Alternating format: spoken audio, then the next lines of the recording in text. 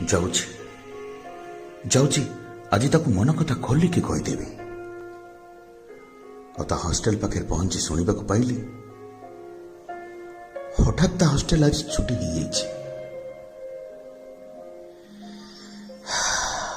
ଏକ ଦୀର୍ଘ ନିଶ୍ୱାସ ନେଇ ଆକାଶକୁ ଅନେଇଲି, ଆଉ ଆକାଶରୁ ବର୍ଷାର କିଛି ବୁନ୍ଦା ମୋ ମୁହଁରେ ପଡ଼ି ସାନ୍ତ୍ୱନା ଦେଇଗଲା।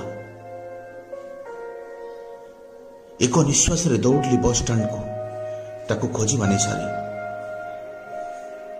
ମନରେ ବାରମ୍ବାର ଉଙ୍କି ମାରୁଥାଏ, କାଶ କାଶ ତମେ ବସ୍ ଷ୍ଟାଣ୍ଡରେ ଅଟକି ଯାଇଥାଅ ମୋ ମନ କଥା ଶୁଣିବା ପାଇଁ, ଯାହା ବିଗତ କେତେ ରାତିର ଭାବ ଅନିଦ୍ରାର ତପସ୍ୟା ଥିଲା।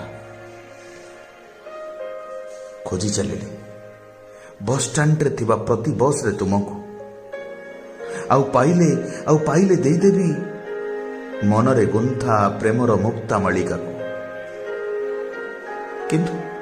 କିନ୍ତୁ ଏ କଣ, ତୁମେ କଣ ସତରେ ଚାଲି ଯାଇଛ?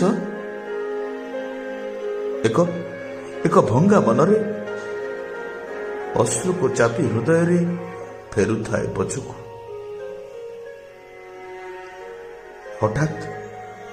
ହଠାତ୍ କାହା ଡାକରେ ପଛକୁ ନାହିଁ ତ,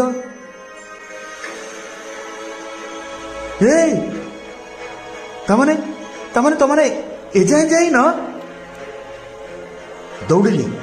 ଦୌଡ଼ିଲି ବସ୍ର ଝରକା ପାଖକୁ। ସତେ ଯେପରି ଏ ବିସ୍ତୀର୍ଣ୍ଣ ମରୁଭୂମିରେ ପାଣିର ବୁନ୍ଦା ଜଣେ ମୋ ପାଟିରେ କିଏ ଦେଇଦେଲା। ହୃଦୟରେ ସାଇତା କଥାକୁ କହିବାକୁ ଆରମ୍ଭ କଲି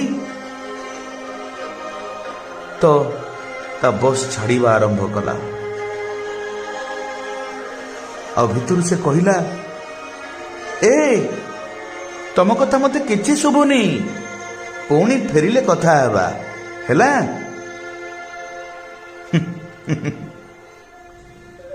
ଆଉ ମୁଁ ସେଇଠି ଅଟକି ଗଲି।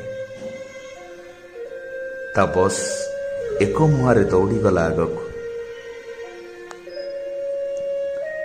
ଆଉ ମୋ ମନର ସାଇତା କଥା କେବଳ କଥା ହେଇ ରହିଗଲା। ହଁ, କେବଳ କଥା ହେଇ ରହିଗଲା।